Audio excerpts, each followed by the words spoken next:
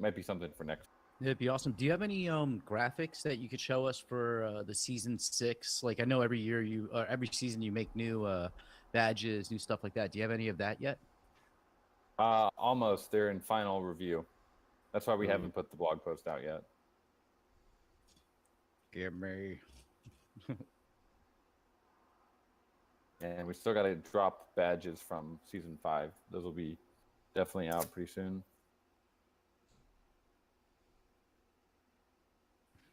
Yeah, Hot Curly Fry would be an authority on Gotchi Heroes. I went when they launched and sold their packs. I bought like 100 packs.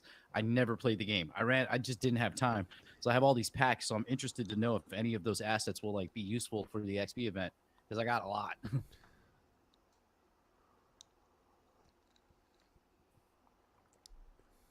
It wasn't advertised a whole lot for sure. It was kind of a low key. I didn't realize it launched actually.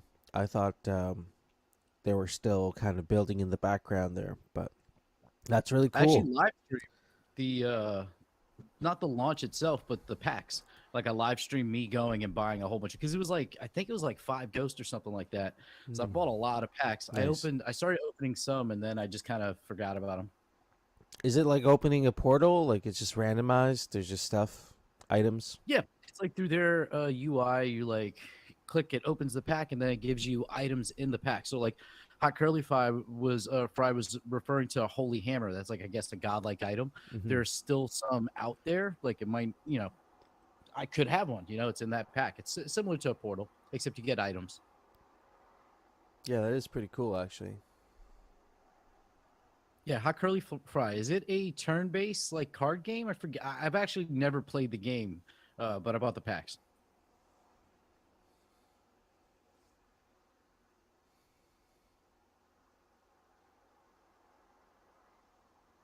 It's an idle battler style, it says.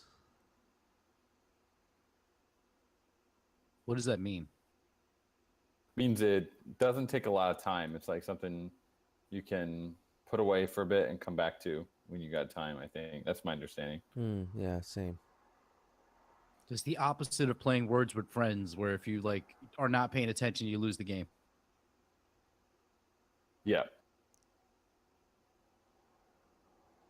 We should set up a Gotchi Word with Friends tournament. That'd be kind of fun because we can all download that for free, right? Get the Gotchi Scrabble. Words with Friends, is that where you're one person's drawing something and then everyone else is trying to figure it out? It's just digital Scrabble, basically. Oh, got you. Like on your phone.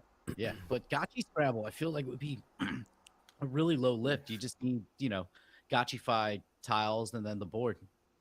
Mm-hmm. You can only use words that we use in the light paper or something. See, now then we need like the dictionary. We need a Gotchi dictionary. Have you? Yeah, it'll be called the Gotchasaurus, right? Instead of thesaurus, it'll be Gotchasaurus. So, have you guys seen Lagan's game? Some teasers recently that have come out of the visuals and the graphics. Really interesting looking, and I'm actually looking forward to playing Stratagachi Tactics. This looks really cool. It seems like he's added, and of course I see Lagan's in here if you want to speak on that. But it seems like he's added some things since the last time it was put out there. Yeah, 100%.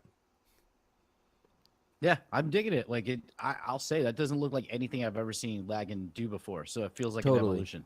Exactly. Yeah, those models, like the graphics. Oh yeah, let's get them up here. Yeah, hell yeah. GM, sir. GM. Can you guys hear me? Oh yeah. Hey. How's it going? Very well, man. I mean, just kind of noticing the work you're putting out there, and just looking at the recent post you put out, it's looking impressive, man. We're all kind of looking forward to playing Stratagachi. Awesome, man. Thank you very much. Yeah, man. I've been working hard on this, and I have a little bit of an update to share with you guys today. Nice. It's not that impressive, but it's something. It's just a little a teaser, if you will. a teaser of the prototype that's to come. It's not quite at the point where I want to share it with you guys, so you go in and play it with yourselves. Play it by yourselves. Um, but I can show you like what we've done so far. Basically, like the turn-based system is working. Basic enemy AI is working. Targeting for both teams, and the attack and the pushing. All the basic elements are basically set up right now, but now everything needs to be tweaked and stuff. There's even like a Dang. counter that's going on with the harvesters collecting alchemica. But yeah, pretty soon it's gonna be. I'll share the link with you guys so you can go in and like play around with it and follow up on the progress that's taking place. Oh man, so we're actually gonna get a chance to like interact with like an early version pretty soon. Yeah. That's the plan this time around, because That's awesome. like last time around people were saying, you know, demo, and like what happened with the last time around is that I think when I was doing the demo phase, I didn't make enough noise, and it was a small group that really was testing it out with me and stuff like that. So we spent a lot of time, we tested and we did all this stuff, but nobody was really aware of any of that. So when it came time for me to do the proposal and ask for a grant, a lot of people were like, dude, make a demo first. So this Yeah, time that around, makes sense. yeah, I really want to like make sure that people get their hands on the demo, they can try it out, play a little bit, and then gather some feedback before we get into actually building the demo. This is the prototype.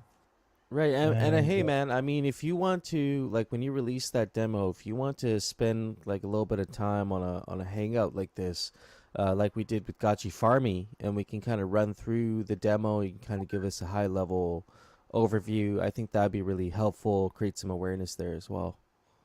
Definitely for sure. And I'm hoping that like by the time where the game is actually playable and we can go in, like we could probably do like a weekly like meeting about that, where people who are interested, they can come on, we can get on stage, you know, we can play, we can discuss ideas and stuff like this. Yeah, for sure. Does Strategachi have its own Discord server as well? If like people want to come hang out, if they have questions, or they just want to get more involved with maybe testing and whatnot. Oh yeah, it's at my old server. It's the Strategachi server. It's not really active right now, but it will be. Yeah, That's where for things sure. are going to take place. Yeah, But right yeah, on. everybody who was in the old Bin Lagel server is that's now the Strategachi server basically.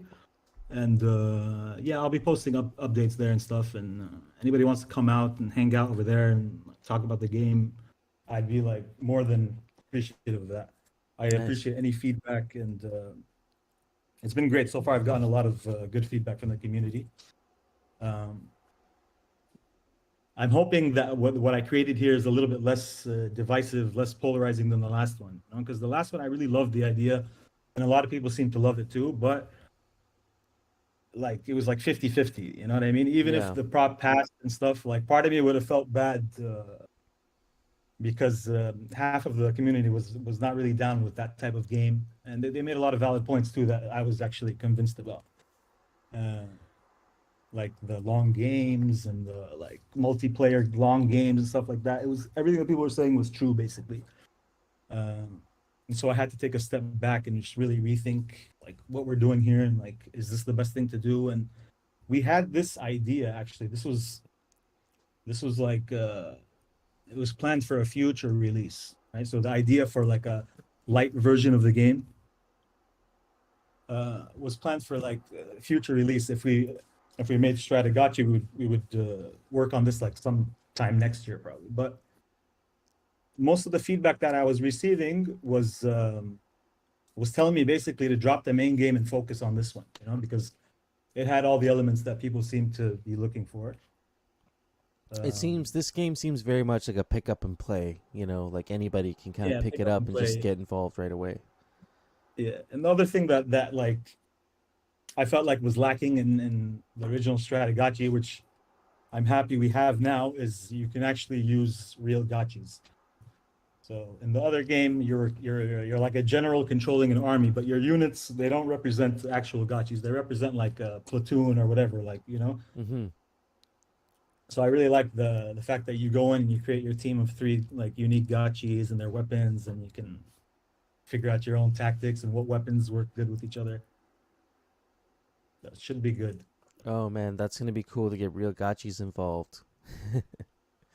For sure, for sure. Let me drop some more images for you guys just in case. And I mean, I was just Pieces, imagining what these pieces could look like in their 3D form, right? I mean, there was some talk that maybe someday we might see a board game version of Stratagachi. Is this are you also thinking of it the same way for this new reiterated version, that someday there'll be a board game version of this? No, no, I don't No, think okay. this game really works as a board game, but Gotcha. I'm sort of thinking about it like how the original game was originally designed as a board game, and it should probably just stay as a board game, you know? Yeah. So I know Dan was excited about the board game, and Jesse too. So that idea is still on the table to produce the original game as a physical IRL thing Yeah. Yeah. sometime down the line. But yeah, for now, full focus on this. I think it makes more sense. Oh yeah, well I mean, I think pivots are difficult, right? Like when you have like when you Yeah, yourself are bought in on an idea and you got to kind of I wouldn't say kill your own idea, but definitely look at your own idea and heavily criticize it. That's a tough thing to do. And then to pivot into something a little bit different again is a difficult thing to do. So, it uh was tough, man. Yeah, it was tough. I was torn, honestly. Like in the during the during the voting and stuff, when I saw that the core prop was like kind of taking a turn towards failure, it got me thinking, and I was like, I had options. Like I could have either adjusted the plan, you know, and tried to like still get Stratagachi to work. But then again, like part of me kind of felt like I needed to listen to what the community was telling me, and like really take a step back and go back to the drawing board and do all that stuff. So I'm glad in the long run, you know, and all the feedback that I received, both positive and negative, helped me like tremendously. And so I thank everybody that like, you know, gave me their opinions, and they told me whether they loved it or hated it. It was really useful to me hearing what everybody had to say. Absolutely. Yeah. I think the other thing I've noticed, I'm sure other people have noticed, is the art style that you have here is a little bit different than that classic Lagan art style that we've seen. So like even artistically, like did you do most of this Yeah. artwork for Stratagachi for this version of Stratagachi? Yep, it's all me. Nice. It's a different art I form than what I've normally seen from you. Yeah, why yeah, do I always wanted to create jump into 3D stuff, and I took this as an opportunity, you know, and I felt that the voxel style was a really good like it's a good transition from pixel into 3D. I really Yeah. like this because it's the same characters that we're used to, but we're seeing them in 3D right now. Um, so yeah, I think there's a lot of potential for this style, and like even for other games down the line, you know, somebody else could probably pick up these graphics and use them to make their own game. Yeah, I love the idea of like the gotchis being converted into all sorts of different types of 3D or 2D artwork. It's such a powerful idea. And then having Yeah. those like available for other developers to pick up and use in their games too. Yeah. Thrax, tell us about the landscapes. Okay, so the idea of the landscapes is that they're supposed to be procedurally generated landscapes. So you open up a portal and you're presented with a bunch of landscapes, and the landscape offers you basically risk and reward. And so you would get a random like set of events, and each one would have like a certain risk and reward associated with it. So you would obviously want to get the harder levels so that you could, you know what I mean, get the bigger prizes and upgrade like that. And the landscape is sort of like gamifying the menus a little bit, you know. So it's not just boring clicking on missions and going and playing them. So there's a little bit of interactivity and stuff like fun stuff where you can go and you can like collect resources and pick up maybe like special abilities along the way that would be helpful in certain events. And I also see the landscapes as a cool opportunity to introduce like some fun story elements, like NPCs that you can interact with, characters that can come help you out and give you like clues and stuff like that, you know?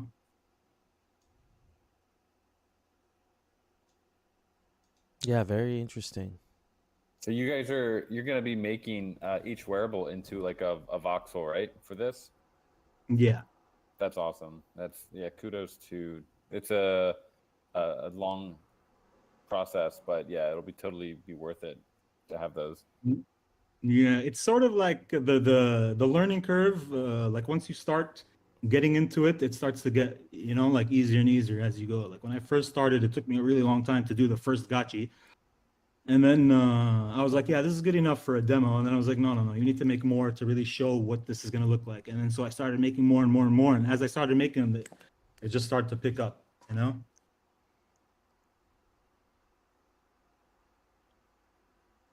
Yeah, they look great. This aesthetic almost like I really love Lego. I build a lot of Lego. You can see in the background I got like there's like a Coliseum, I got like a little car, I got a bunch of different little Lego things. I would love to see this like aesthetic of these gotchis and all these items become like Lego sets one day. Oh, yeah. That would look really cool. Yeah, I mean was- just be fun building experience too, right? I was It would literally look thinking really the dope. exact same thing myself. I was like Googling, I was trying to find like people selling like bundles of Legos just because I want Legos right now. I need like a lot of Legos to build these things in real life to see what they would look like. These would look really dope, but stepping on them would be a big L. You'd be taking a huge L to step on one of Oh these. yeah. Oh yeah. Oh yeah, that's exactly what I need. I need like somebody selling like a used pack, like 5 pounds of just like little white pieces that I can mix and match. Oh man, I'll hook you up because we have a Lego store close to where I live, so I can go there and they got a whole wall, all different colored bricks. They got little shovels in each one, so you can just grab like a scoop. If you just want like a scoop of white bricks, you can just go get Oh that. no way! You can Yeah, I'm gonna hook. choose. Yeah, we gotta talk, man. I can definitely, Hell if yeah! that's what you need, I can be your like Lego broker, Hell yeah! and Hell yeah! figure that out for you. I was gonna go buy like a used set of somebody off eBay, but yeah, let's talk more. Yeah. Oh man, Choina, that looks like some sort of Yeah, torture Ziva, device glad you right there. brought that.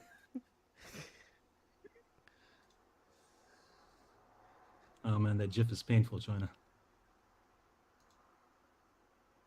Yeah, Zbot, you want to drop some while we're sharing here? Do you want to drop a little bit of what you've been experimenting with this week? Ooh, The Zbot's got latest, alpha. the latest recording that you showed us earlier. Have we? I don't know if we've announced this upcoming collab yet, but it'll be announced soon. This is why you guys come to the Hangouts, right? Hell The yeah. alpha. We come here for the alpha and the raffle clues. Yeah. Okay, here's one. The video you just dropped though earlier, that was looking really dope with the movement. I like these two gotchis leaning on each other though. So big. There it is. This is the rigging of the gotchis is already happening. Nice. You can see at the end there when it starts running, it's kind of like it's got a little wobble to it. It's starting to come alive. Yeah, that's cool. Zbot made these? He's working with the team of this project, and I don't know. He can probably talk about what part he's doing, but I know he's working very closely with them. That wobble is great. I love the wobble. Yeah, the little it just adds a lot of personality to the movement. It's like good. It's so cute.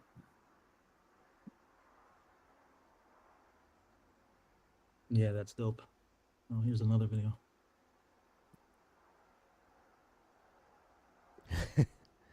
It's fine. Yeah, this one's cool. 3D gotchis, man. But they're gonna hit so hard when they're done. It's gonna be insane. These backgrounds are epic. What the heck is going on here? It's like really well developed.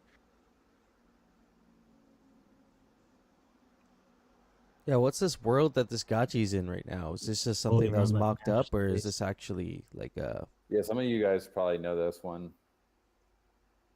I think Musashi, is he correct? I think so. Hyperfi. Oh, VRM Hyperfly. Okay.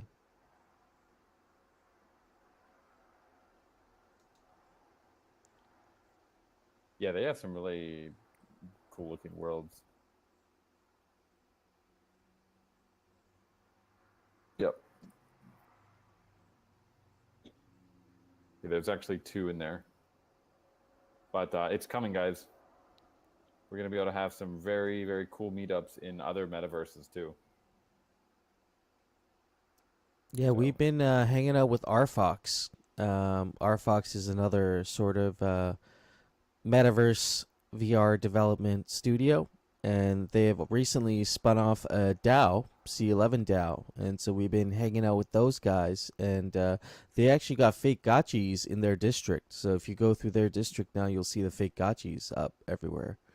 And the plan is to actually create a whole gotchified district eventually within their world, and have gotchis running around there. You can also play Pogs because they also have a Pogs district, or not Pogs. Sorry, Cogs. That's right. If y'all are familiar with that, you can go play Cogs with your gotchi.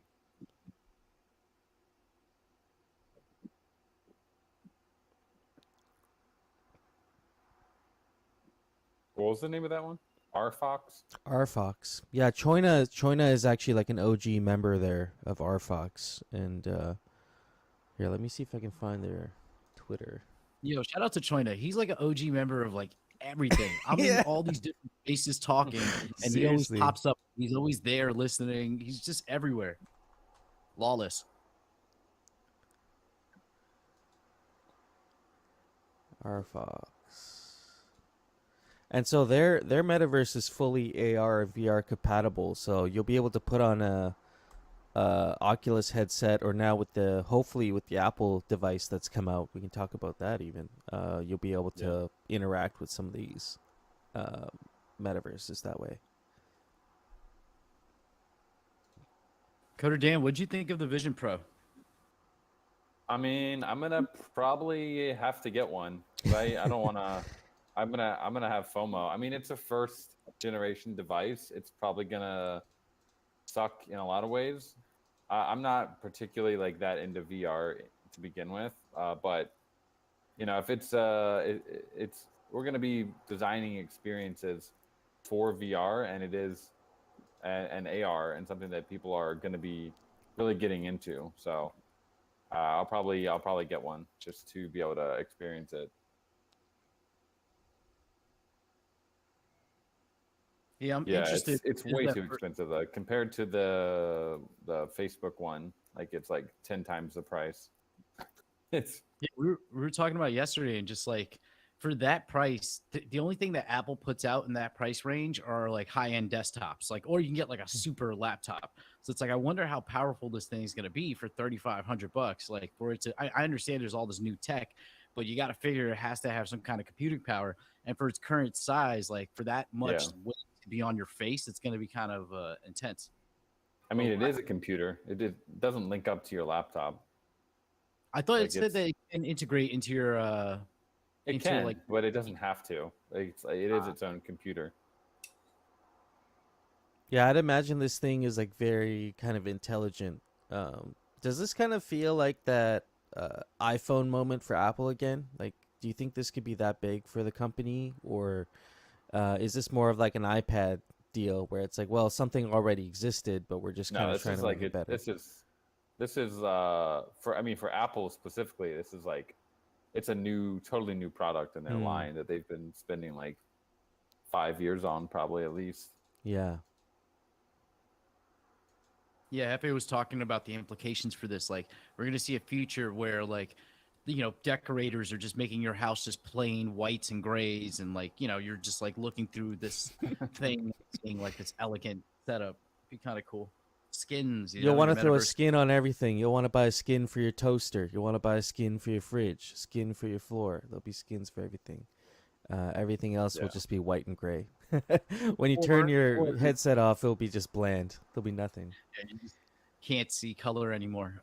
Or there's going to be commercials everywhere. That's the dystopian future I want. When I look at my toaster and it's giving me bread commercials, I'm down. Or Pop-Tart commercials. That'd be kind of cool. Yeah. One of the cool things was like how much effort they've spent on the eye tracking. Someone was saying it almost felt like a brain computer interface, like the way it anticipated. It looks at your pupils and like your eye muscles and stuff to know exactly what point on the screen that you're actually looking at, and then it only highlights like that point for you. Like it sounds insane how much better the eye tracking is in this than like any other VR headset. Yeah, that technology has existed in cameras. Like there are older models. I haven't seen any recently, but that you can use the eye tracking for focus versus like if you're in the viewer piece, like going through the optical viewer. When I did use it, it was wonky, so I didn't use it that much.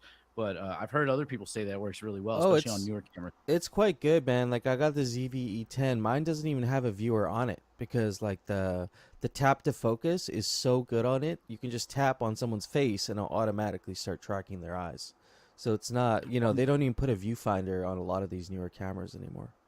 No, what I mean is like some of the Canon digital SLR cameras.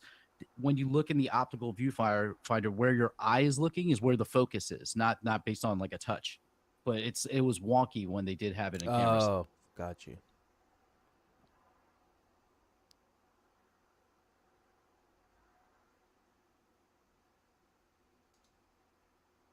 Yeah, I mean, I think their ultimate vision is they want to get these down to like the size of glasses. Basically, we're coming back to the glass holes, guys. Everyone's going to be a glass hole. Remember those? The Google Glass. Oh yeah. Yeah, those had a short run. Those were ahead of their time.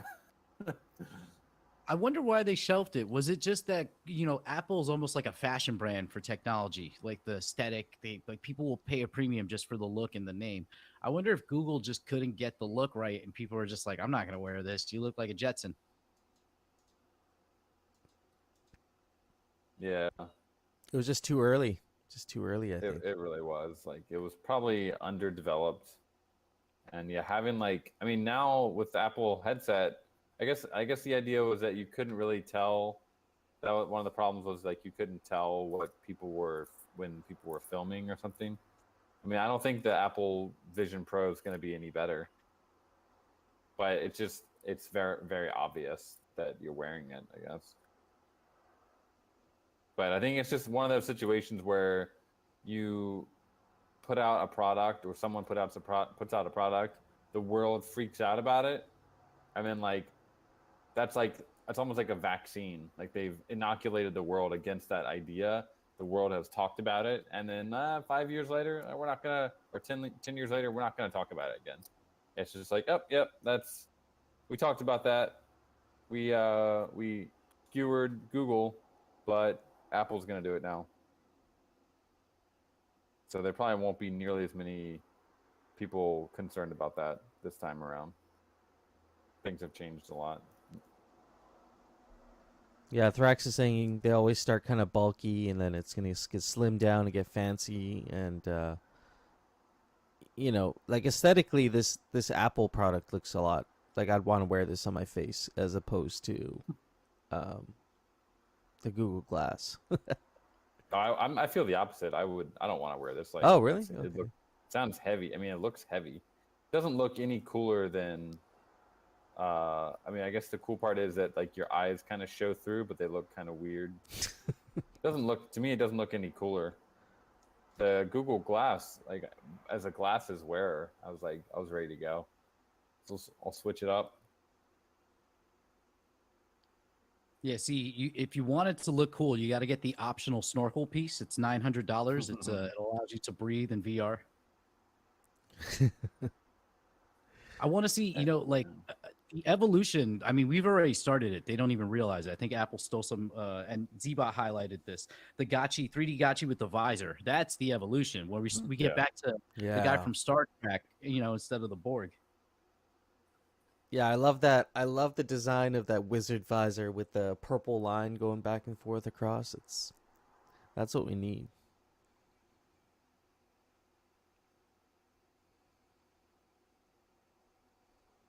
Yeah, it's iconic. Yeah, the what was weird for me watching the video is like it felt like all these people in the video got their Apple Vision Pro and then got a divorce. There's just like no other people in the room with them. It felt really antisocial. Bullish on virtual girlfriends for the future. Yeah. Yeah. Someone pointed out there was like this really sad scene, and it's like the dad that's sitting there, like, and he's Yeah. playing, and his kids are in the background playing by themselves. I'm Instead like, of playing. bro, you're like, yeah, this is why your wife left you. Because you're just like ignoring your kids. Or there was one, I think he was like looking at a video of his kids or something. I felt like, yeah, you probably got divorced because you spend too much time in VR. Yeah. I had an eye exam recently, and I asked my eye doc. I'm like, "Hey, man, I don't see you that often. You seen these VR things? What's going on? You have any concerns?" Is like, actually no. Like he's like, I don't. I was surprised, but he's like, we're actually developing a VR headset for training eye doctors, and I was like, oh shit. So this might actually open up like different ways to train. Like imagine you're going to medical school or you're Yeah, a learning surgeon, and instead of actually practicing on a real cadaver, you're actually practicing now in VR in like a virtual experience. So could be that's interesting.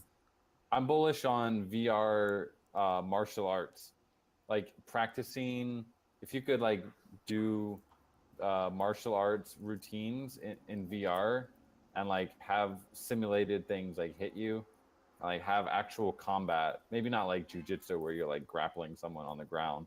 Maybe I mean maybe potentially, but like being able to have like fights and stuff in VR or training yourself to fight.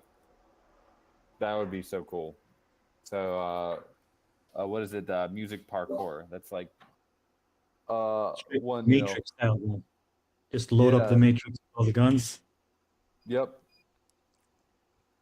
Because That'd like be dope. sometimes I want to do like a kung fu routine or something, but I don't know. It'd be cool to be able to like follow a teacher in VR and like do it with them. Yeah. Yeah, Morpheus. love Gotchi saying when Cobra Dan online dojo. Wooger vest. No, I haven't. Is that a haptic? I saw someone was talking about this like next gen kind of haptic suit. Looks pretty cool. No, Futuristic and I were talking about virtual fishing on Block Party yesterday, and how it might be interesting to have like these experiences, like nature experiences. So virtual fishing came up. Well, And- I was just thinking because I've had an idea in the back of my head that I've never pushed, but the idea of like metaverse or like NFT gated improv classes or something like that. The problem is it's hard. Like you could do improv over voice, but it becomes much more difficult. Like you can still do it, but it's just more difficult. But with a VR setup, it'd be very easy. Like similar to like what you're saying, like a martial arts training to be able to go practice with AI. It just like randomly generating phrases and you going off of it. That could be really Yeah. cool. And having the crowd there. I mean, that would be an interesting combination, right? We've talked about AR a lot, or AI a lot recently. And so, like, imagine being in something like Skybox with your headset on and just like commanding like what you want your world to look like and you're a gotchi. Like, I think that could be really cool. Has anyone played with Skybox recently? They've done some upgrades, I think.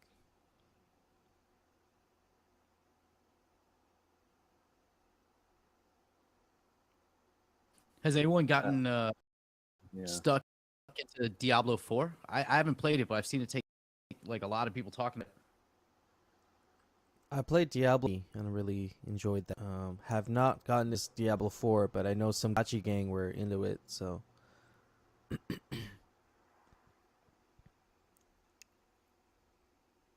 Actually, that reminds me, Coder Dan, is the Aavegotchi account going to move the Twitter Spaces now to Thursday nights at 8 p.m. Eastern? I'm not sure because of the one we did recently. The one this week, I thought Lost Local said that it might become a regular thing. Yeah, it was a kind of an experiment to connect with some of the other like Web3 gaming companies out there.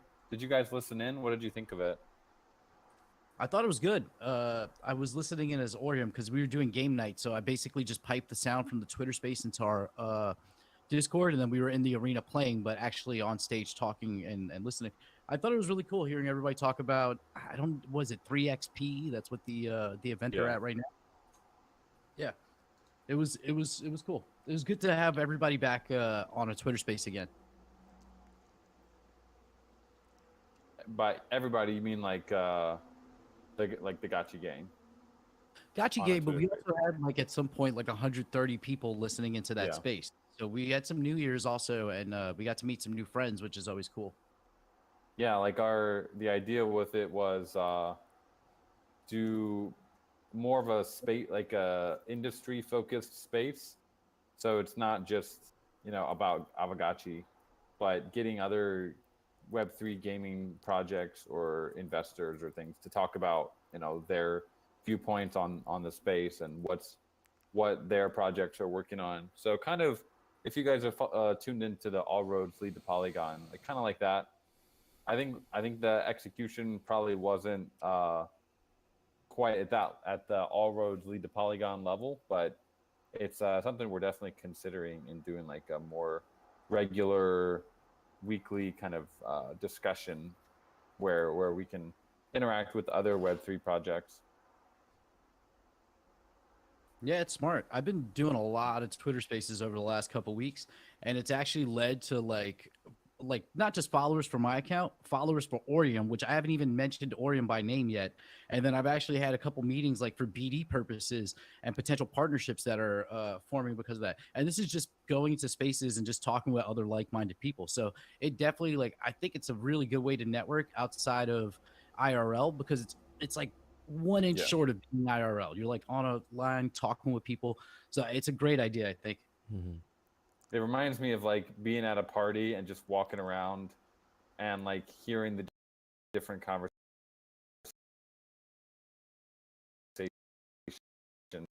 and if you join a space like trying to, it gives me the party anxiety, but it's cool. I definitely like it as a medium. Yeah, I've enjoyed it because I just aim to make a good joke. Like I'm just sitting there waiting to make a joke. They let me up on stage and make a joke. But I've been aiming to do more Web3 because there are Web3 spaces that do happen, like Web3 gaming spaces. So I've been looking to find those. I'm just trying to build a big enough audience so I can just start these spaces and then like slowly shill. Like this week, I was able to talk about Aavegotchi DAO a few times because of the whole SEC going after Axie Infinity. And kind of talking about how game, I was useful in the conversation. So it's a good idea. Get out there if you can, if you're not too party anxious friends.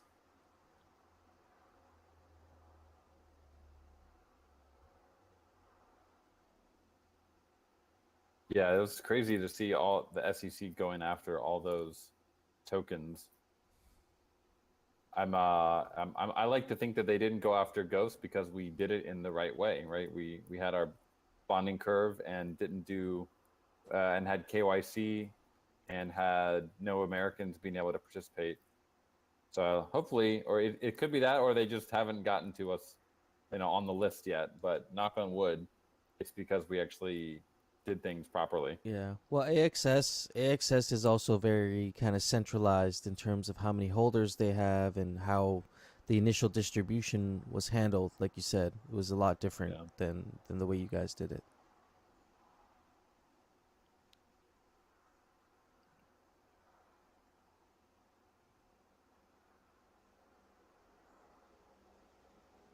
Yeah, Maddox down quite a bit.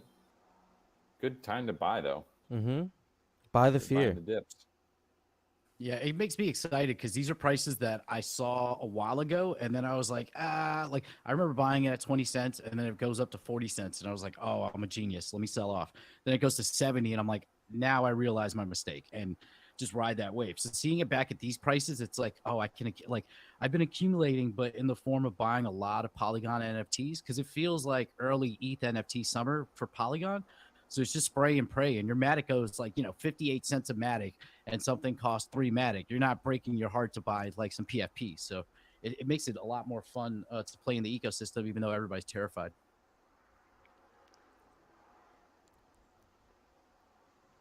Drax making bizarre moves. Nice.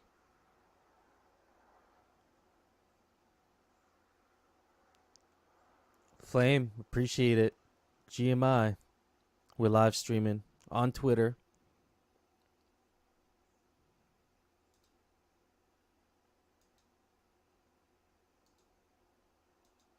I bought the Algorand. Oh man. I remember ICP was so hyped up here where I am. And ICP, man, that was another crazy one.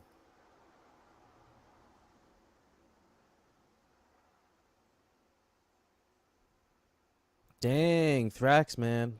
That's a nice little pickup you got there. Nice hat. Ooh, Thrax. You wanna trade for that the body? What do you call it? The hazmat suit. So let's talk, man. Hit me Ooh. up in the DMs. That guy's decked out. You got stats? You got some stats on that guy? It looks like your rarity score says 501, but I think it should say 601, right? It's a godlike. I think it says 581. Huh? Oh, 581? see, that's just Yeah. I'm blind, man. I just got really bad eyesight, so. It's yeah, there we go. 581. Oh yeah, I guess That's that. Gotchi, I love that pirate patch. You don't see a lot of those pirate patches for some reason. They're rare. True, literally. yeah. Very rarely see those. It's a very unique gotchi. You got the axe, the grenade, the common raffle, pirate patch, and the hat. And the of course the tracksuit. Can do some squats. He's an It's athletic almost like he's magician. not like he's rarity there. Except for godlike.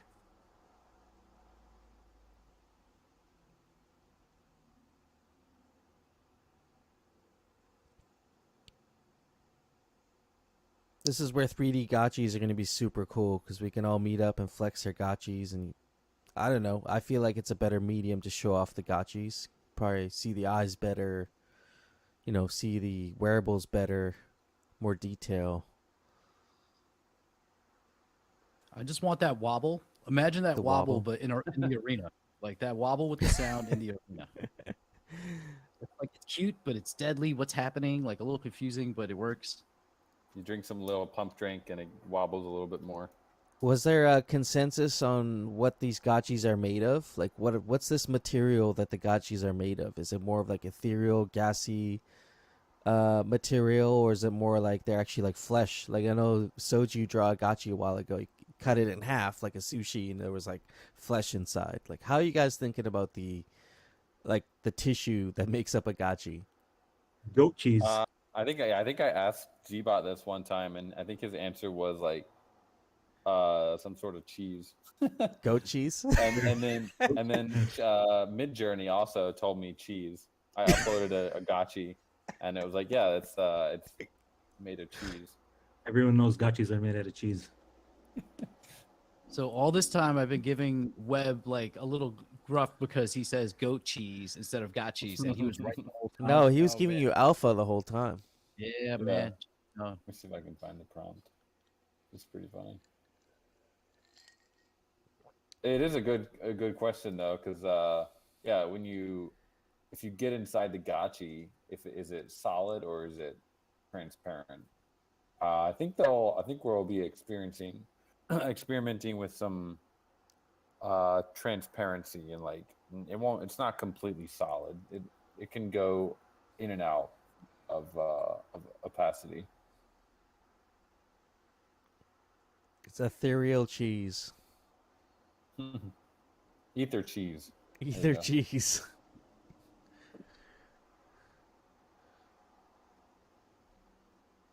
Be like cheese. Cheese. Like if you had a list, but with the eth at the end. Cheese. Yeah.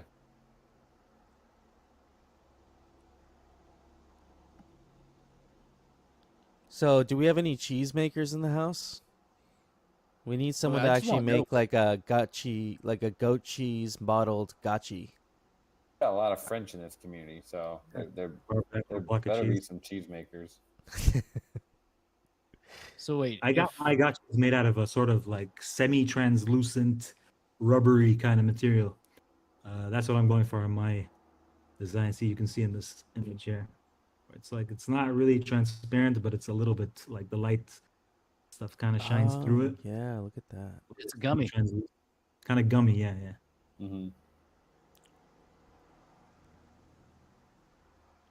So when gotchis are sacrificed, someone's just eating cheese. That's what's happening. They get melted down into a fondue. Ah, for the other gotchis. Depraved. This lore will take a twist. Gotchi fondue is the souls of liquidated gotchis. I mean, they are getting liquidated, right? Because you're going from a solid form of cheese to a liquid form of cheese. So, Coder Dan, can this become canon?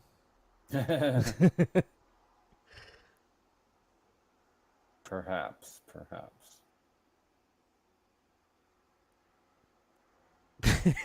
Yeah, I'm just imagining a circle of gotchis around a big cauldron with another gotchi just like melting away inside of it.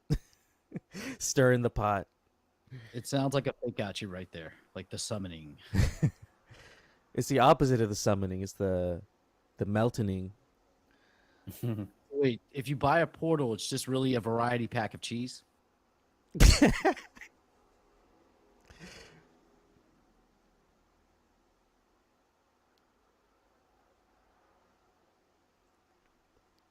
Trax, is that some alpha there? Some debris.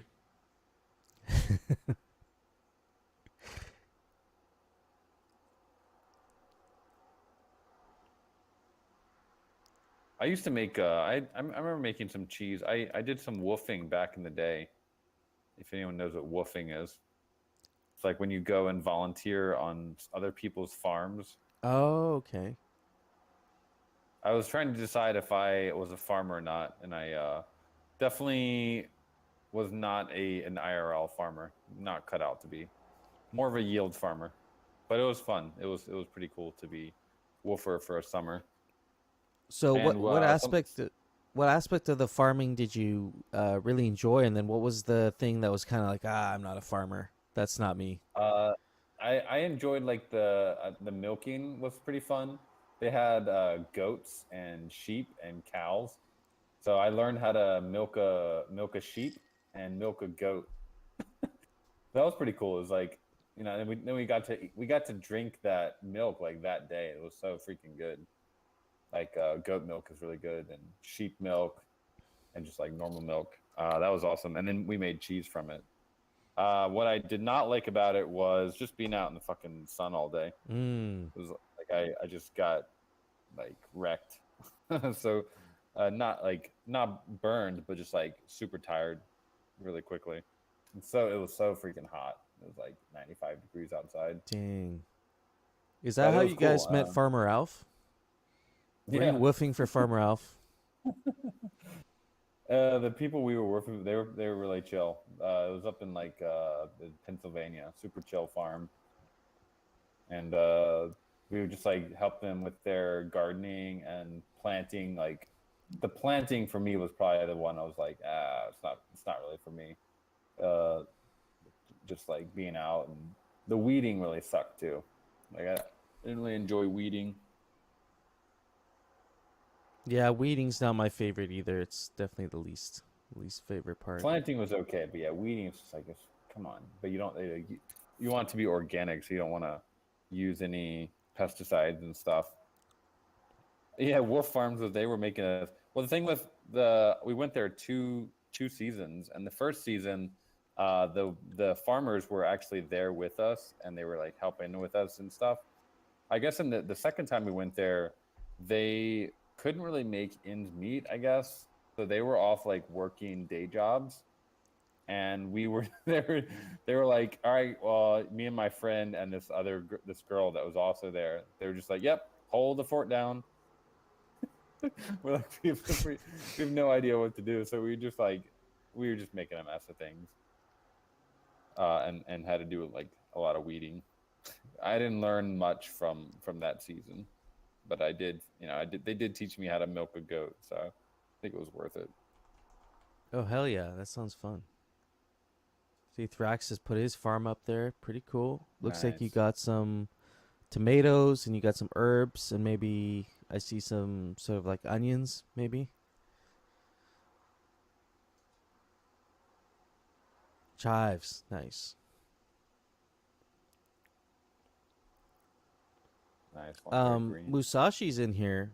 He's actually doing like a little gotchi permaculture group. If you guys are interested in just like discussing farming and growing your own food and stuff, he's all into that. So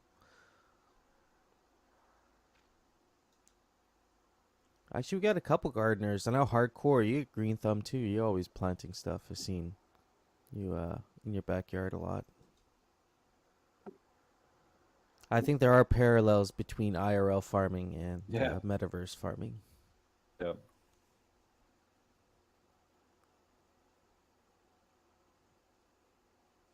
Awkward mentions Peace Corps. I almost joined Peace Corps too, like right out of college. I like interviewed and got basically accepted, and then I was like, nah, I'm all right. I'm gonna do something else. Like 2 years not getting paid. I think it was gonna be like teaching English or something in Mongolia. Like, nah, I'll just do something else. But all those kind of things are really, really cool. If you're after high school or like graduating college and you just kind of want to bum around for a year, it can be really, really cool experiences. Yeah, I actually thought about joining the military when I was younger because when I was going to the paramedic academy, I was like, well, the military will pay for it, but then I only got to do 2 years of service. Then I was like, kind of similar to you. I was like, it's not worth it. I'll just be a regular one. I'm not going to be a combat medic. I'm good. I was a Boy Scout and in high school, and I got to the end of it, and I was like leaving high school. I was debating between going into the military because my brother went into the Marines and it was more a competitive thing, like I wanted to show him up, versus going to college for accounting. And then 9/11 happened, so I got a semester off and I ended up going to college. I was like, military's probably not a good idea right now. Yeah. We Musashi, got- hey man. Yeah, we got Musashi up on stage. GM, sir, welcome up. GM. Speaking of a little bit of medics in the house, gotta give a shout out to Hefe, who gave me a little attention at East Denver when I got hit by a car. Yeah, I mean, dang, yeah, you took a tumble there on your. I thought you were on a scooter actually, because I saw you lying down on a scooter there. So. Yeah, we never got the full story Yeah. because you were kind of concussed at that point. Yeah, it's because I didn't have the full story because my memory hadn't come back yet. I was on a scooter. I never saw the car that hit me. Oh, But interesting. as my memory came back, I kind of like remember like trying to stand up and laying in the street, seeing the guy who hit me drive off. Oh man, the plot thinkins. Pretty wild. Dang. It was very wild. We just walked out of the convention center. We were going back to the car, and then we see Musashi up the block with this like scooter, like kind of walking weird, bleeding, and we're like, "What the hell?" Like, and then we ran over, and Hefe went into paramedic mode. Yeah. I'm glad you're doing okay though. Yeah, man. Broken ribs healing up well. That's Oh good. no, man. So keep that in mind. Musashi was sitting at our Aavegotchi booth with like potentially a concussion and probably broken ribs, onboarding people, just sitting there looking, but he was wearing the sweater. Yeah, as it turned out, it was a concussion, and it was about 4 broken ribs. So you did get it checked out eventually, it sounds like. Yeah, I kind of had to because Yeah. the bones weren't, Well, yeah, you'll solidifying. notice it for sure. Absolutely. It was like Rice Krispies in my chest. Yep. Absolutely. Dang, man. Are Well, I you? hope you're doing all right. Yeah, are you healing? Okay. Yeah, I'm healing up well. No hate to the guy who hit me either. You never know what happened. Dang, yeah, that can be real dangerous. I've seen a lot of people get hit, even kind of where I live, because there's a lot of cyclists, and it's like those shared roads where you got, like a scooter lane or cyclist lane, and then cars cut over all the time, and just like toss people. Yeah, it was definitely a reminder. I grew up in the city. I'm like ultra vigilant when I'm in a city, but still never saw it coming, guys. Yeah. But Permagotchis, Yeah, absolutely. Let's talk about that's that. why I got up here. And hey, I just wanted to say to a bunch of you, we have a Permagotchi group in the GMI Friends server. We are spinning up a separate server for the decentralized co-op, which I believe Permagotchis are probably going to be one of the most active communities in that. And for those who are already in Permagotchis, I just wanted to let everyone know Akia DAO, which is a DAO that came up looking to purchase old abandoned homes. That's what Akia stands for. And we're about to purchase our first properties in Japan, and just buying up these really old, beautiful properties that have like traditional homes and dojos on them. That's why this got brought about, because Dakota Dan was talking about dojos. I'm like, ooh, we're about to have an actual dojo soon. Yeah, that's awesome.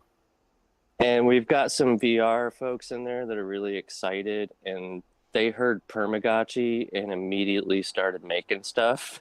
So we have a big fan base in Akia DAO that we need to connect with.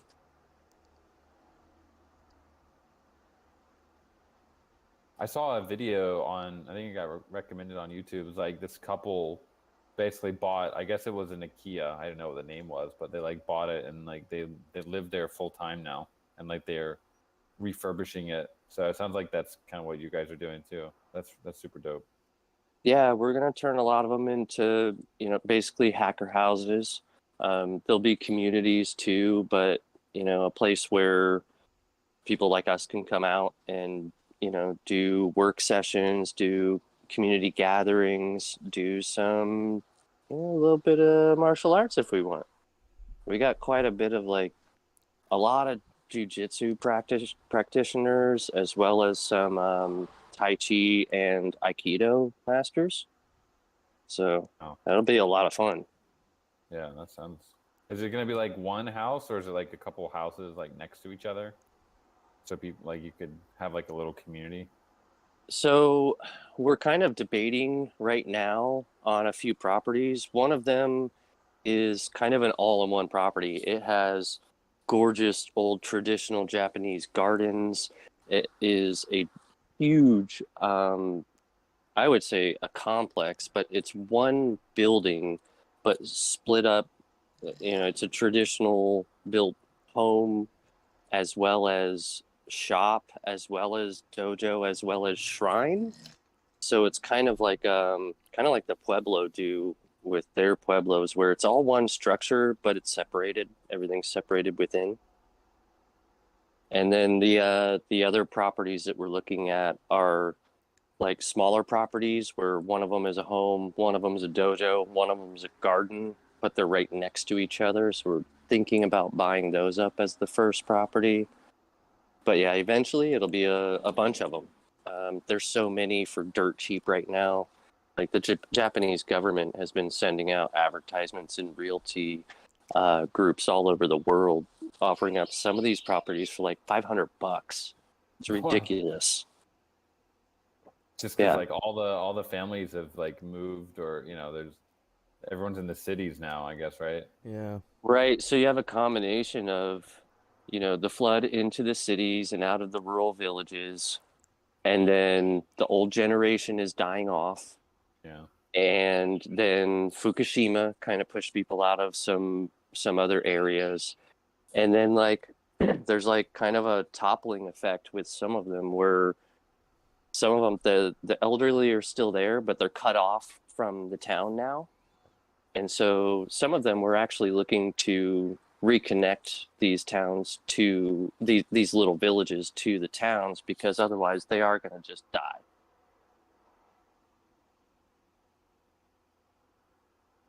So some interesting opportunity there. Yeah, that's crazy to see how that trend is gonna like continue over the next decade or two. Like, are more and more like Westerners gonna be moving into Japan and like settling there? Yeah, I don't know. They like crypto. I mean, our DAO is made up of mostly Japanese. Okay. But we have a lot of Americans coming in, a lot of Europeans coming in, and a lot of Indians coming in. So it does look like that could happen. The other thing that's going on in Japan is like the US, but a lot worse. They've been had a higher mortality rate than they have had birth rate for a long time. And so population, you have to have a birth rate that's over 2 point something to have like a thriving civilization. Otherwise you're dying out, and they've been dying out for decades. Yeah. I think I saw this like birth rate infographic the other day. It was literally like 95% of the world was like under the replacement rate or something. It was insane. Right. It's pretty wild. That's why I think like Elon Musk is one of the only like out there He's being influencers vocal, who for actually sure. speaks against it. Yeah. It's like, you gotta have babies, people. Now they want us at 500 million. That's the was it the like there's like this Georgia. Oh, the Georgia The Georgia Guidestones. Guidestones. Yeah. Yeah, they're like we blew want that shit up, bro. Yeah. That was the goal though, 500 million. 500 million's the end game. I actually recently just got access to the rubble of those Guidestones to get them all LiDAR'd and preserved. I'm sure there's a lot of old pictures floating around for sure for people who want to, dig around. I'm sure there is, like if they want to read them themselves. Oh yeah, there's plenty of them. But we're going to actually put them in a metaverse for you. Oh, nice. Very cool.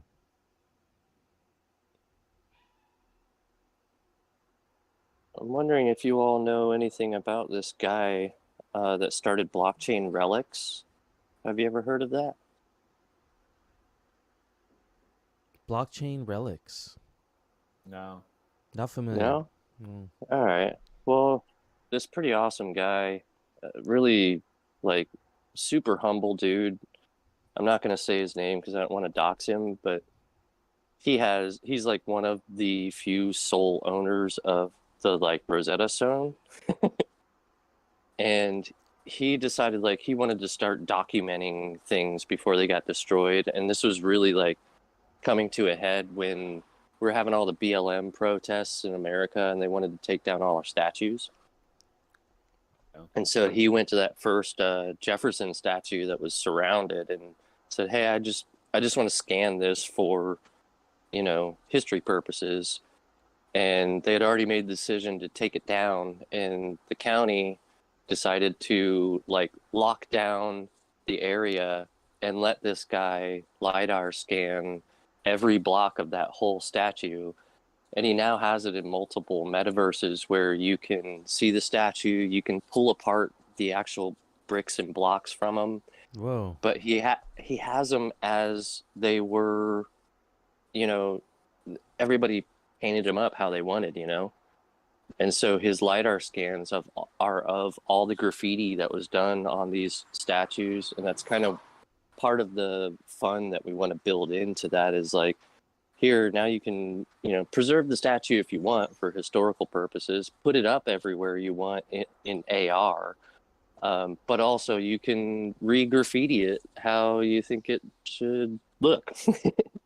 That's very cool, man. I mean, I think I recently heard the NVIDIA CEO talking about something like this in their sort of metaverse approach that they're taking. And what they want to do is take real world items, like you're saying, and one for one kind of replicate it into a metaverse. And, you know, some of the examples he brought up was like the Great Wall of China, you know, some of the wonders of the world, the pyramids. Like he wants to basically, like you say, LiDAR scan these massive structures and one for one replicate them in their iteration of the metaverse, which will be hyper realistic. You know, kind of all the physics and everything would be very similar as if you were there. And I think that's going to really change, you know, people's accessibility to these different experiences, whether it's seeing a statue that no longer exists or, you know, seeing a like, you know, if there's some like geological barriers to go see something epic like the Great Wall of China, I'd like to be able to go see that and, you know, put on my VR headset and like walk around on it. Or like climb the Great Pyramid. You're not allowed to climb the Great Pyramids anymore. You used to be able to do that. So, you know, things like that would be really interesting. Yeah, it's so crucial too, because like you just said, that's one of the things that this guy wants to do too, is to be able to offer up. He actually got access to the Great Pyramid and a few other pyramids to do that, but he's going to create a virtual tour for people. If anyone's interested in this stuff, I would love to connect you with this guy because he's, you know, he got into Web3 to do all this and then got screwed over, got with the wrong group, and has kind of a bitter taste in his mouth. And he's on the edge of like handing over everything he's done to either Smithsonian or National Geographic. And I'm like, please give me a chance. Don't do it yet. I've got a lot of good friends. What did he like? He made NFTs and stuff from them. Yeah, but he's much more of the, you know, open source style. Like he didn't try to sell anything. He just made like that first Jefferson statue. Like if you wanted to get those blocks, you just could. But unfortunately, everything he dumped into the project was pretty much siphoned out by some bad actors. Oh, man. Yeah, But well, he, it sounds like you found the right guy. Like you guys somehow connected. That's awesome. yeah, he's a wonderful person. If you have a chance to speak with him, you know, he's so down to earth, such a good person. He took a lot of the proceeds he did make off of that project and started up a educational group that goes into inner cities in America, and I think they started up in Europe now too, where they go to lesser privileged groups. Like in the inner cities, there's a lot of BLM groups and other things like that. And now they're training children in inner cities to become like drone operators and learn how to market themselves as a drone operator and get jobs. It's pretty cool. So like eventually he'll be building up the future fleet, the future of this project.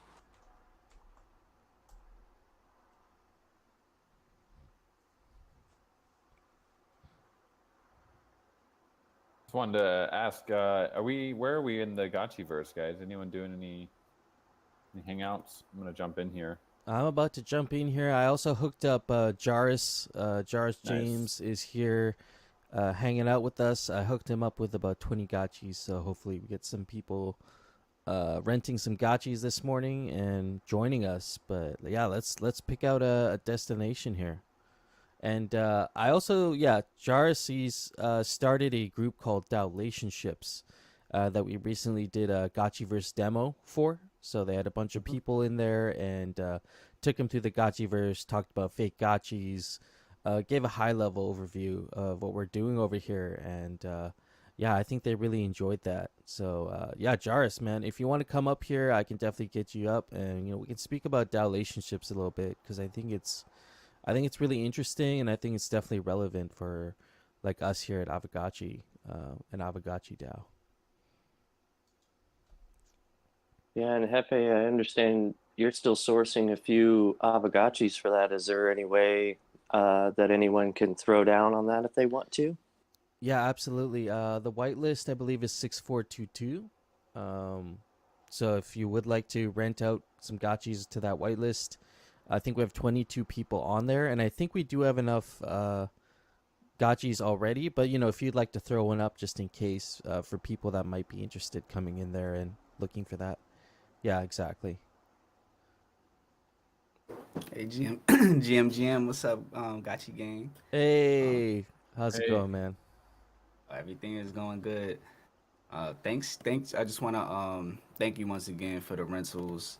And I just rented a gotchi called Mori. It's a USDC gotchi. Nice. I picked one of those because it was a 6-hour rental. Sick. So I copped that one. Just playing around with it. What happens like when you collect this like little like floating green stuff? Like I call it like some floating green like aura type thing. That's money. Green, red. Oh, sweet. Yeah, I was just walking around collecting a whole bunch of that. Nice. Yes. There's 4 types. The green one's called FUD, and there's a red one, a blue one, and a purple one. And they're all actually real tokens, like ERC 20 tokens that you can trade on the blockchain. Oh, So you sweet. can And I get to keep that even after my rental is up. Yep. Oh, Yeah, sweet. I assume Hefe, what was your split? I assume it was probably like 100% or. Oh, it was 100% to the person. Yeah, whoever's collecting Yeah. 100%. You keep 100% of that. Oh, nice. Alright, so And let me then get you back- can use these tokens. Like if you withdraw them, you can. They're primarily used for building in the Gotchiverse right now. Like you can craft stuff with them and then put that on your parcel, like tiles or different installations. Like as you're walking around, you'll probably see stuff on people's parcels, and so all that can be crafted with these Alchemica. You can also like set up a farming rig in the game. Okay, cool. Definitely gonna get back in the Gotchiverse and collect some more of that Alchemica. Yeah, absolutely. I mean, I had a Should we, really great time should we hanging do a out with super your chat? group there. Oh, sorry. Where you guys at? We'll make it rain. let me I get back in. can. Why don't I spin up a little bounce skate here for G? No, from Soju's art thing. I just went over Okay. here. I'm the only one. Yeah, it's like he has an art fest. It's in the queue, but he has that Bob Gotchi piece and a couple other pieces. Okay. let's go. Okay, so everybody jump into Soju new fake art preview. That's the, and for Jaris, you'll have to kind of just refresh, like log out of the Gotchiverse you're in right now. So just refresh your screen. You'll go back to the landing page, and you'll see on the left-hand side there's a column, and 1, 2, 3, 4, 5. The 6th one there on the left-hand side is there's a hot chip. There's a little artwork that says hot chip and a little Bob Ross Gotchi. We're going to be going through that gate there, and anybody that's joining us right now can also head through that way, and we'll drop some of this Alchemica, some more of these tokens. Okay. Oh, I see it. Yeah, fireball.gg. Nope. So it's I think it's in that column, but it says fake. I can't remember. I already forgot what it says. Uh, Soju, Um, new fake rare or something like that on the left hand side there in the left column. Yeah, where you're at. I think it's like Yeah. the sixth one down from the top. Soju said the rules of the house are you must spin when you're on the parcel. Yeah. You must spin when you're on the parcel. Okay. Soju. Okay, I see all the friends coming through. Dang, Soju, your party's bumping here, man.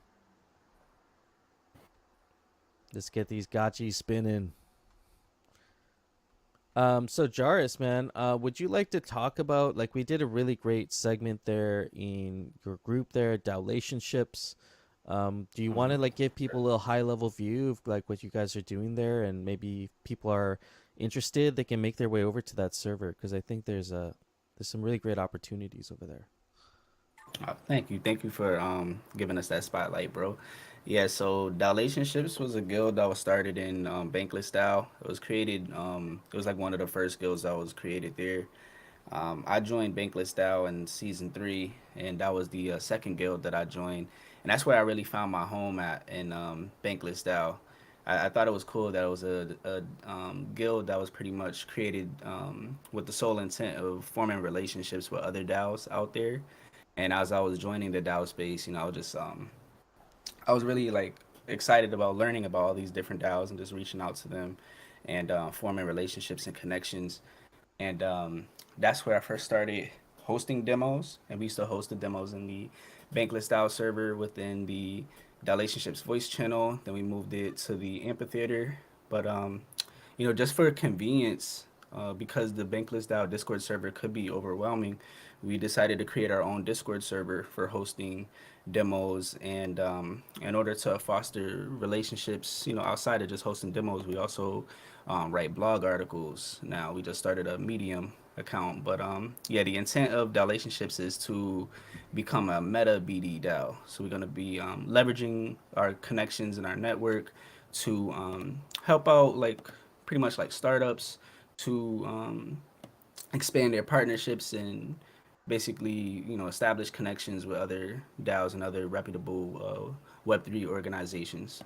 So everybody that's there pretty much has a decent network, and we're just you know, building together, and doing a lot of cool shit together in Relationships. And our server been live for about like 3 weeks now. Then our next demo is gonna be with Lobby 3 on Thursday at 2 p.m. UTC. We're aiming to do demos every Monday, Tuesday, and Thursday. And then the demo that we hosted with Hefe, it is recorded, and we're going to chop it up into multiple short form videos. That'll be up soon. So I'm gonna start editing that over the weekend. But yeah, we'd love to set up some more demos with you know, Aavegotchi themed demos because there's so much to cover, especially with mini games. We'd love to have Ryder present one day and talk about Gotchigang. That would be pretty cool. And yeah, and then we also create um, different channels for the communities that we partner with. So we have a community section, and we also have a Aavegotchi channel in there. So you could feel free to share any updates, you know, that's going on with Aavegotchi in there. Yeah, you can feel free to do that. I'm gonna grab the invite link and share it here in a second. Absolutely, yeah. And I was gonna say drop the link because I think we have many folks in here. Like earlier in the meeting, we were talking about Leggins games, Strategachi tactics. We have like these other games that are coming out that are gonna become their own, essentially, kind of verticals on the Aavegotchi protocol. And I think it'd be really like it'd be in their all these groups' best interest to kind of network, right, as much as possible with other mhm. um, you know, with other organizations. And I think like what you guys are doing at Relationships is really cool because it's kind of bringing everything into this one like hub where you can kind of interact with each other and get like a stream of demos every week that you can see what's relevant to your project and what's not, and then reach out to those people. Exactly. Like I wanted to function like a country club for DAOs, pretty much. Nice. I'm getting that link now for you guys. 1 second. Yeah, I like how you say that, country club for DAOs. Yeah, we got that. You could check out what we're all about in the Start Here channel, and yeah, I got that all listed out so you like, guys can understand what it is that relationships stand for. Yeah, very cool. Yeah, I appreciate you sharing that, and definitely get in there. Keep an eye on those demos too. What were some of the upcoming demos you said you had coming up? Yeah, so the next demo that we're gonna have is with Lobby 3. They're gonna be talking about their new project called, I believe it's called DevOps, and basically, like Lobby 3, like it's gonna be a learning experience for me. But I do know that they get involved with politics, obviously, in Web3. I know Andrew Yang is affiliated with them, so excited to see what they're all about, their new updates. And then after that, we're gonna have the following week. We're gonna have a demo is scheduled with Pooley. I mean, with Pull Together. It's gonna be about Pull Together. Oh, nice. Basically, like a yeah, Nice. Pull Together 101. And then we're also going to have a demo with. We just scheduled this one with Rarible, the Rarible Foundation. So they're gonna explain like how to become a delegate for the Rarible Foundation. That's scheduled for June 22nd at 2 p.m. So yeah, the one with Pull Together is gonna be on the 20th at 2 p.m. And then the one with the Rarible Foundation on the 22nd at 2 p.m. Eastern Standard Time. And then let me know when you guys join the server so I could grant you a diplomat tag so you could see the channels. Because the entire server right now is role gated, soon to be NFT gated. We got our membership NFTs created, so everyone in the server will receive a membership NFT, and it's dynamic, so it will upgrade and downgrade based on certain parameters. Oh man, yeah, that's awesome. In regards to demos, you got something for everybody coming up here. You got something for the DAO politicians. Sounds like you got something for the artists with Rarible, and then you also got something for the DeFi folks with Pool Together. So nice. Oh yeah, yeah, a little something for everybody.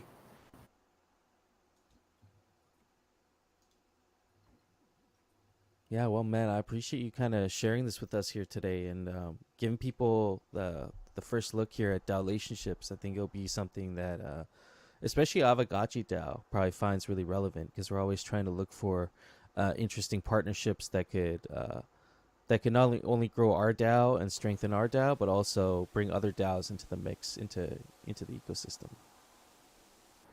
Oh yeah, it's definitely gonna be a great spot to co-mingle, co-network, and yeah, get more exposure for Aavegotchi. Because like how I first explained relationships, I mentioned how it's an offshoot of Bankless DAO, but it's going to be much larger than that because basically it's all of our friends, all of the connections that we made in the Web3 space, all in one spot together.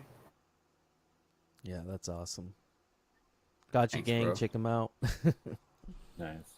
Shout out to Medin, I believe I'm saying that right, Medin or Matan. I see you just joined the server, just gave you a diplomat tag, and sending your friend request.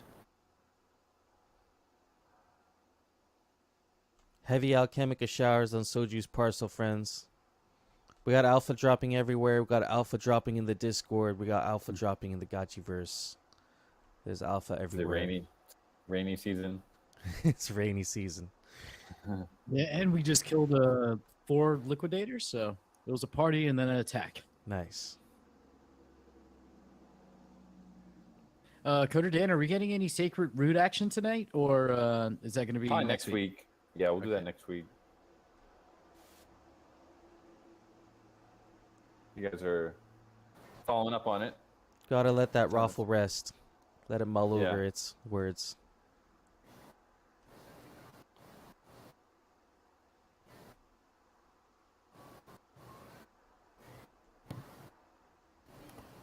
I got one more lick. I'm gonna actually I got a couple licks. Let's drop a few here. These are the easy ones. Have at it.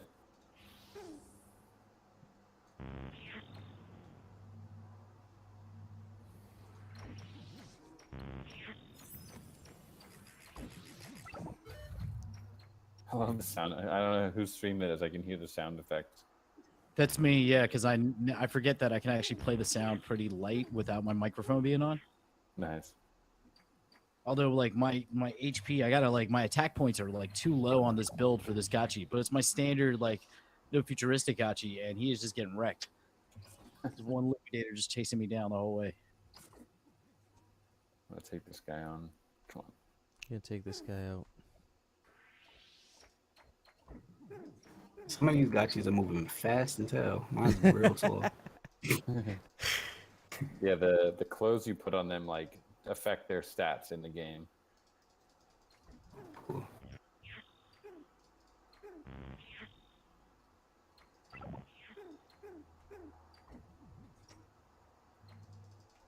Tough to kill, man.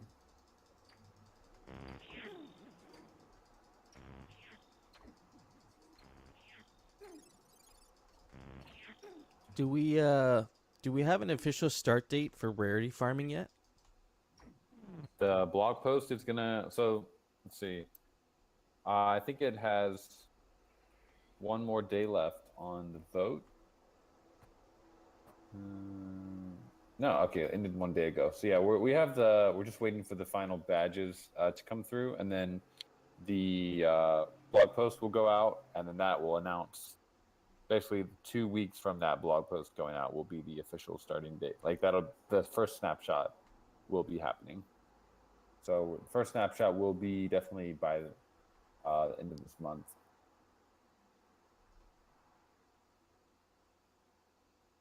That should give us. We worked out a couple of final few kinks with the XP dropping, and there's one more that we're going to be fixing. There's so many edge cases to handle. It's pretty crazy, but good news is for the majority of friends out there, everything is working.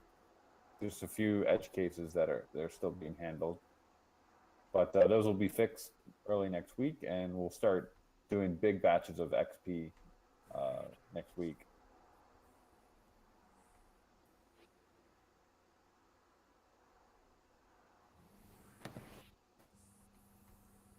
If you guys haven't voted already, the Ovix team did put up an updated snapshot with the Gotchi IDs and the do nothing option, and also a link back to the Discord. So they followed all of our kind of protocol, and yeah, that vote is it's live right now.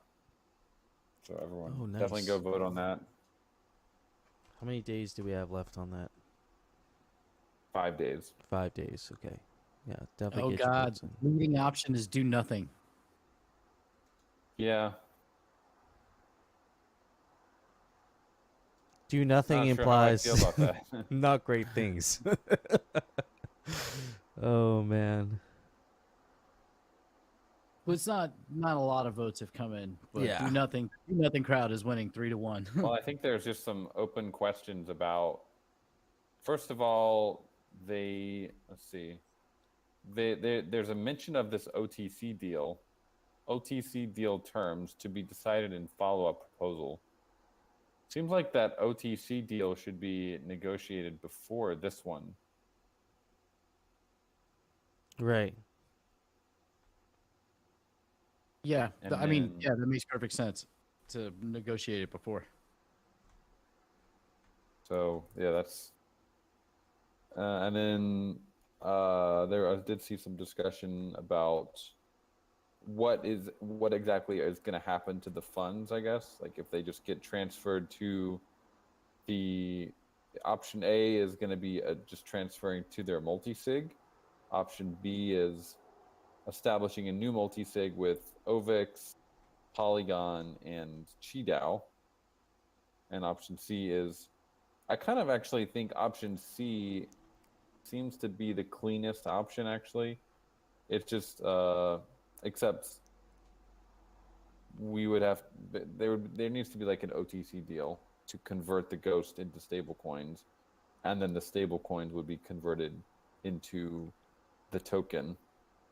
But if option C passed, then the markets would just get recapitalized directly. We wouldn't even need to, like the Ovix team wouldn't even need to intervene. But yeah, seems like there's a lot of questions left still on this proposal.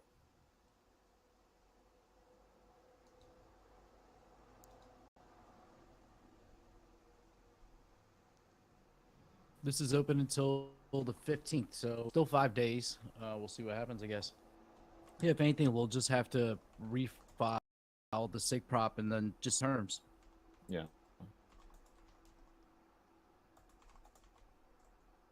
Joanna says, "Why would I vote for a deal that I have no idea what it entails?" Mm-hmm. Let me Yeah, I ask, think have we had any big brains in our DAO think about, like, okay, so if we give them back if we give it back in Ghost and they just instantly swapped it to USDC, what kind of hit is that going to send on Ghost?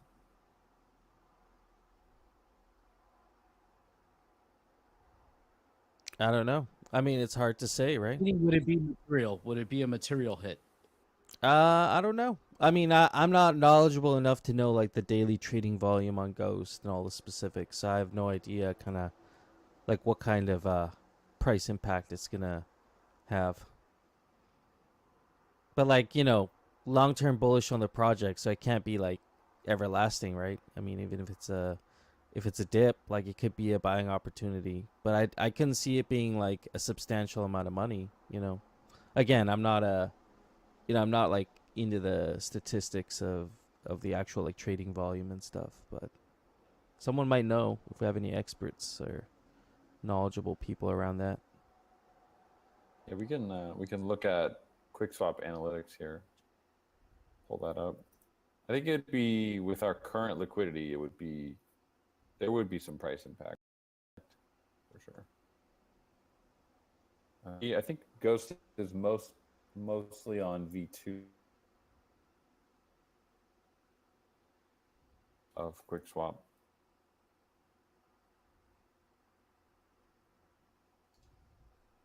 But the point was that there was supposed to be an OTC deal done where essentially Aavegotchi DAO is using DAI to kind of like with the swap that we're doing right now, but instead of swapping it at a time, it would just be a larger swap. DAO wants to buy back, like they want to swap DAI for Ghost anyway. So the idea, I think, that this OTC deal would be an expedited version of that. That'd probably create a big ARB opportunity, though, for some people. Well, it'd be done off chain. Oh, yeah, I see. Because it's not actually a purchase. We're just like really just moving ledgers. Yeah.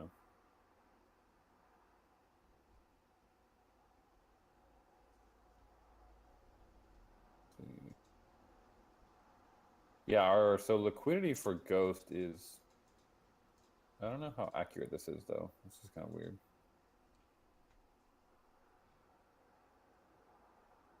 This is liquidity for Ghost on, I guess this is V3. Liquidity is pretty weak compared to back in May. But again, this is V3, which is not part of our liquidity plan, I think. Most of our liquidity is still on V2. Yeah, it's significantly better on V2.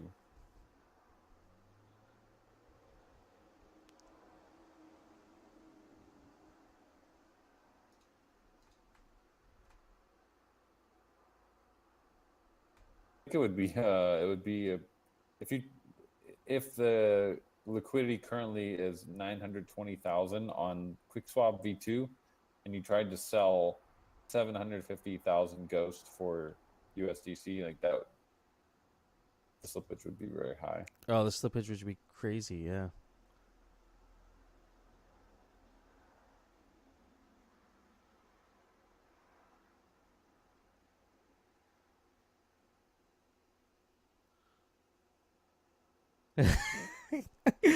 When Ghost fed now pair for glitter.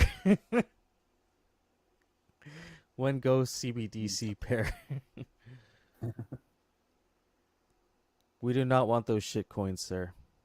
Is that what it's called? Fed now? Yeah. Fed up now. Yeah. Fed up now. You're Get fed your now. coins. No, you're fed now. Here's your UBI.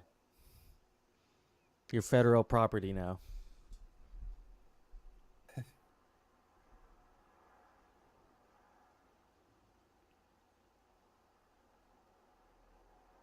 I don't even think this is gonna. There's a good chance this doesn't even meet quorum. Yeah, I don't know if Gotchi Vault is going to vote on this or not. Seems like they, as long as they reach quorum on their side, they should vote for this. If I was to guess, I'd say a lot of people abstain from voting for this in Gotchi Vault specifically.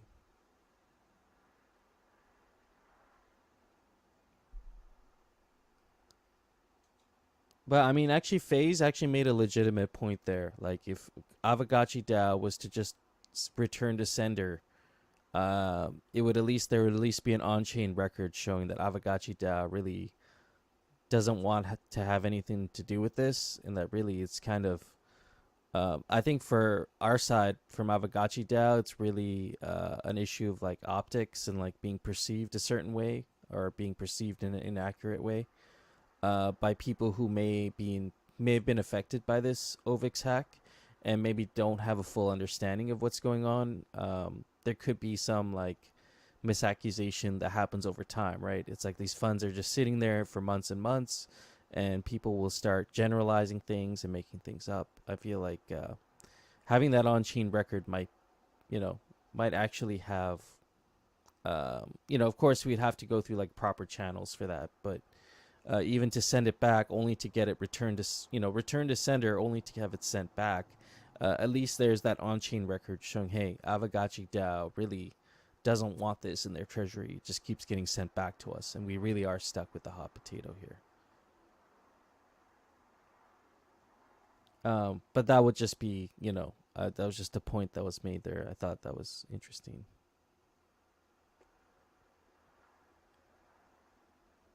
The other proposal is schedule all Act 1 parcel surveys rerolls, which has 24 hours left and has not quite met quorum, but I assume that the Vault will vote on that as they've reached their 15,000 VLT quorum on their side.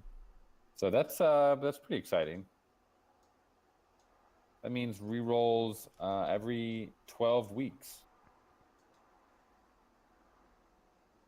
That's going to be pretty fun.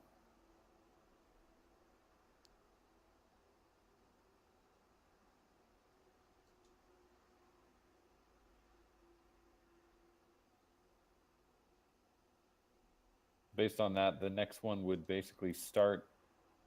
This is a SIG prop, so it won't pass in time on as a core prop. But first one was scheduled by Dr. Wagme, according to this proposal, for June 16th.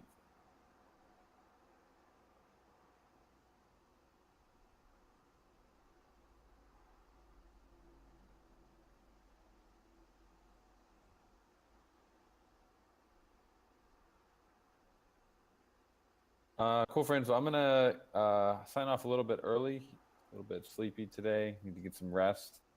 But yeah, another great hangout. Great talking with you guys about all the awesome topics we covered today. Yeah, wide range of topics. Looking forward to see what happens with Polygon on Monday, and also cooking up some stuff on our side as you've seen, but really only the tip of the iceberg. Wish I could share more. Yeah, thank you for sharing with us, and being the builders that you guys are. It's awesome, and we're definitely all gonna make it. Cool. If Light Piglet is on, yeah, I see you on the call. Tomorrow you will be hosting the DAO call. Is that correct? Oh shit, that's pretty cool. Nice. Dang, nice. So if anyone has any topics you'd like to cover specifically, just reach out to Light Piglet, and that friend will add it to the list. Awesome. Yeah, that's great. And yeah, shout out to Hardcore. I believe, I think you mentioned it earlier. Is that happening tonight, sir, or for your today? The Liquidator Rugby, you called it? I didn't really get to see what that was all about. I saw it briefly mentioned Liquidator Rugby, but would love to get an explanation on that.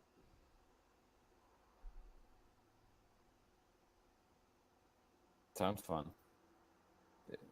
whenever it is, definitely stream it. I want to see what that's all about. Hell yeah. I'll try to stay up for it as well, but these meetings tend to go pretty late.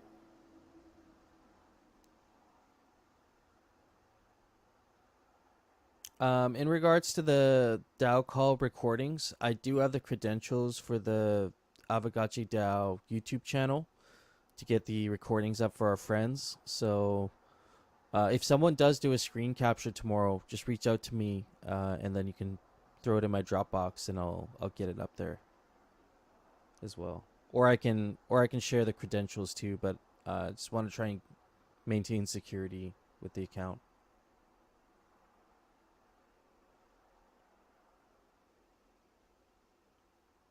Coder Dan, appreciate your time, man. I know you're Cool. gonna run. Nice. Thank you guys. Have a great rest of the day. Stay safe out there. You as well, friend. Stay awesome, peeps. Peeps. See you guys tomorrow. Yeah, later. Peace. Peace, Dan. Take it easy, friends. Well, friends, now there's 4. There were 4. Do we have anything else we would like to discuss here today? No future. You got anything, man? Orium game night.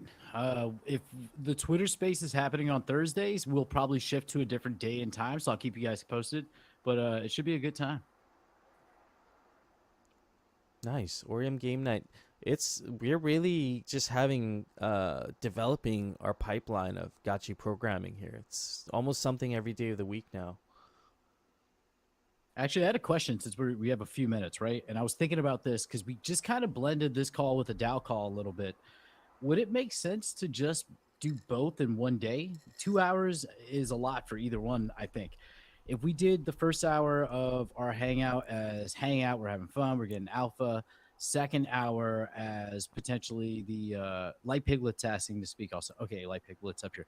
Second hour being the DAO call. Do you think that would be more efficient, or is that not enough time to handle business?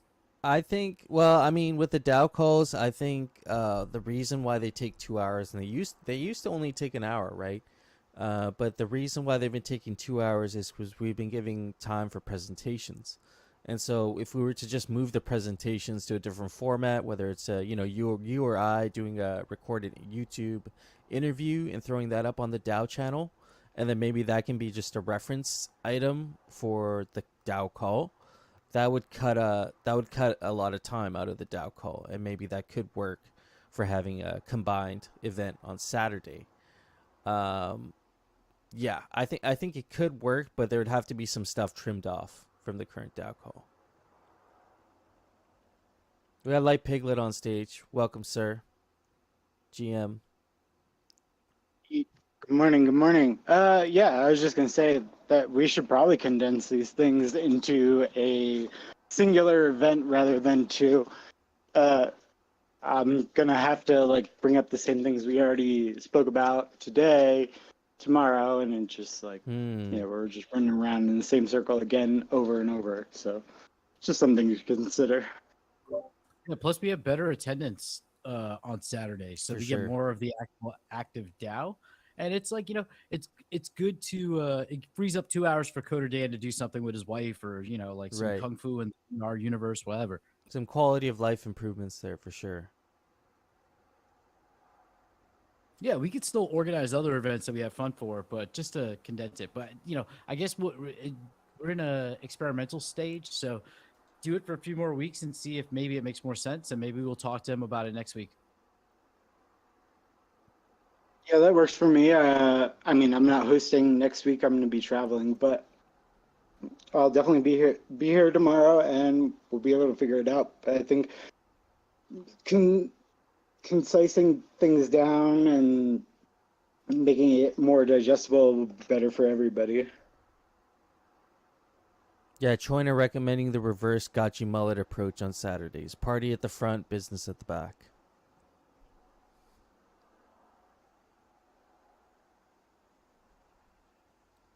I like that one. Yeah, that's perfect. I like that. Then what do we do if we get like they're releasing something They would have to do it at the very top. Yeah, there wouldn't be that like half an hour warm up, and then also I don't know like where they plan to take this like whole raffle lore telling that they do on Saturday. Like if that turns out into a longer, kind of more drawn out experience, that could take up quite a bit of that 1 hour hangout time.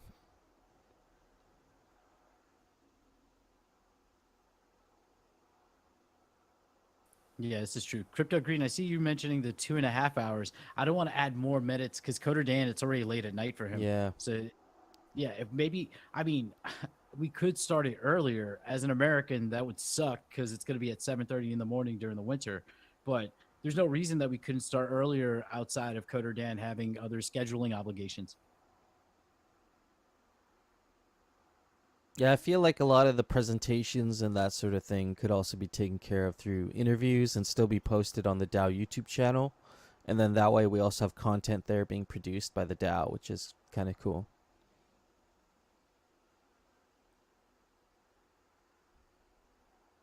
Yeah, I Yeah, agree with the we'll meeting attendance aspect too.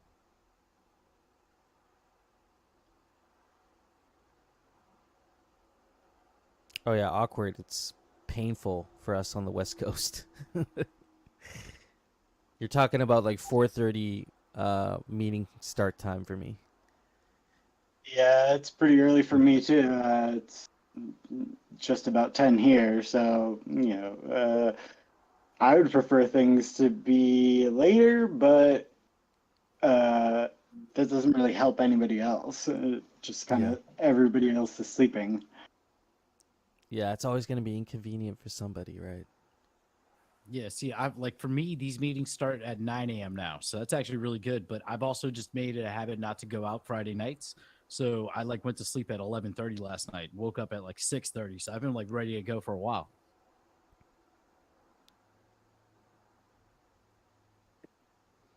Yeah, facing all the good stuff happens at either 3 a.m. or 5 a.m. for me. Dang, dude. That's yeah.